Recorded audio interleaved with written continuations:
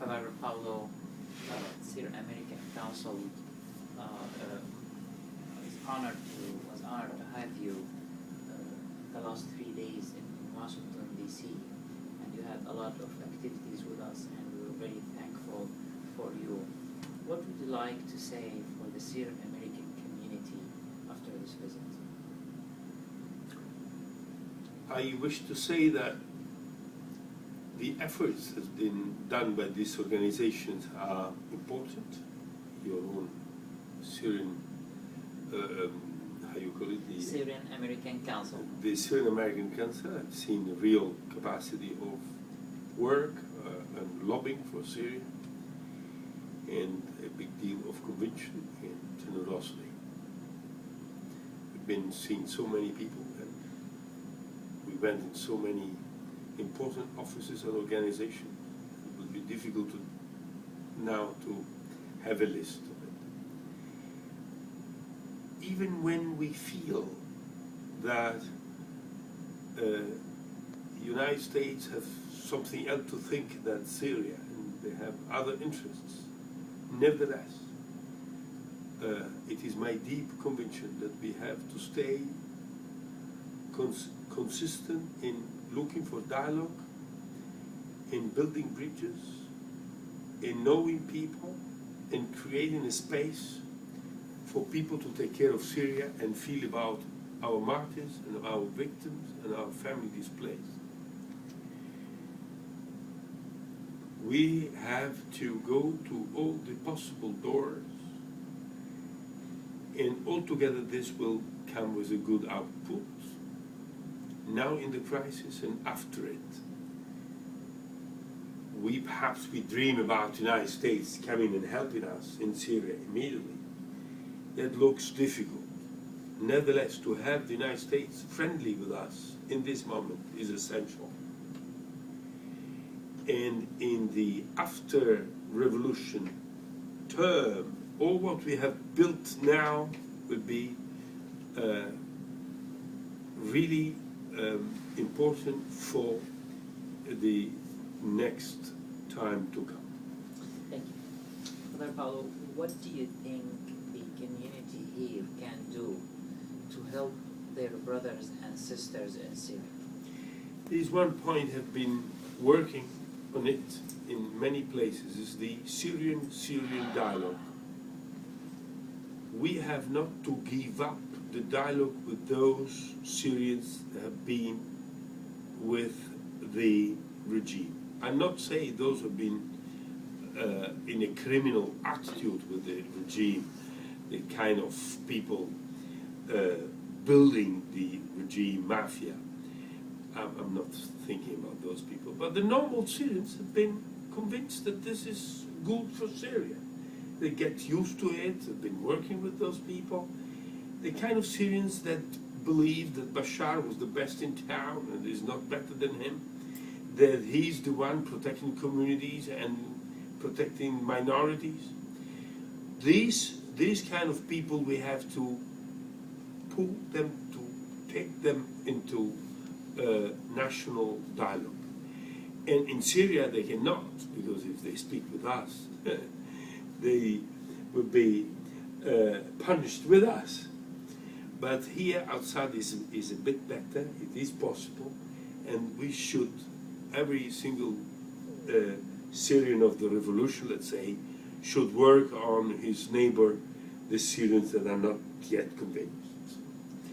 This will make the change then in the country. Father Paolo, what is your message to the churches here, the American churches, in terms of helping the Syrian people and stopping the bloodshed? Do you think there's a specific role that they can play in this difficult time? Churches in the United States, whether or not they represent the deep conscience of this country. If you're able to address and to touch the deep feelings of the church congregations, of the people in the churches, you will have a good feedback and a reaction on political, diplomatic, and international solidarity level. So it is absolutely essential to work on that. Many churches are good in interreligious dialogue. Many churches are already, they have a history in work for the the countries in an attitude of development. So the third world, let's say, countries. So, and many of those churches are powerful politically, and they really have a good impact for our common cause. So also here I say to the Syrians in the United States to work with those people. If it was possible also to work with Jews as much as possible would be essential. To your neighbors. The Jews are your neighbors. Invite them, visit them in order to have them more friendly feelings toward the Syrian issue. And obviously with the Muslim USA community, this is a very important solidarity to be built.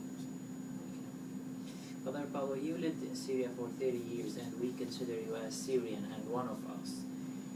And you talk to many people there, and you know the Syrian community very well.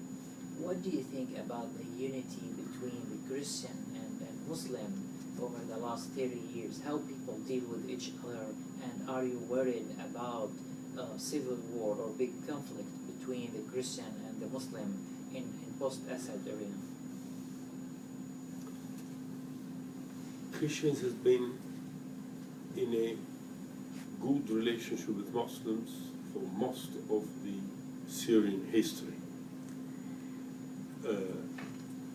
Nevertheless, the last 40 years has been bitter because the regime has been working on his that you cannot substitute, you know. This is not, you cannot substitute the regime. To convince people that there is no other salvation than in this regime. And first of all, the Christians say you will not have any salvation out of our protection. And many still believe that. In the same time, they work to have a visa for Canada or for the United States or for everywhere else. So people are saying the regime of the Assad is protecting us so well that you're looking to expatriate. It's an enormous contradiction.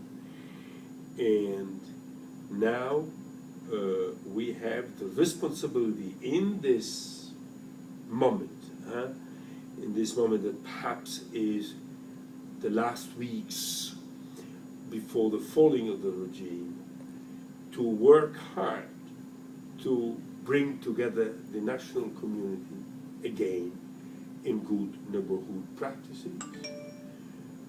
People have been, Muslim and Christians have been suffering for the revolution, suffering for democracy, but at the same time many Muslims and Christians have sided in the position of wait and see, or being afraid and hoping that the old Syria will come back, you know.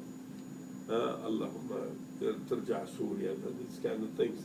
God, and we ask God to bring back Syria. We don't like to bring back anything of Syria, of that Syria. We want to build a new one on the base of the values of our ancestors, the common values of our ancestors, Islamic and Christian common values. This is the very good base to build upon. So we have to bring back all the citizens. We need everybody in Syria. We cannot,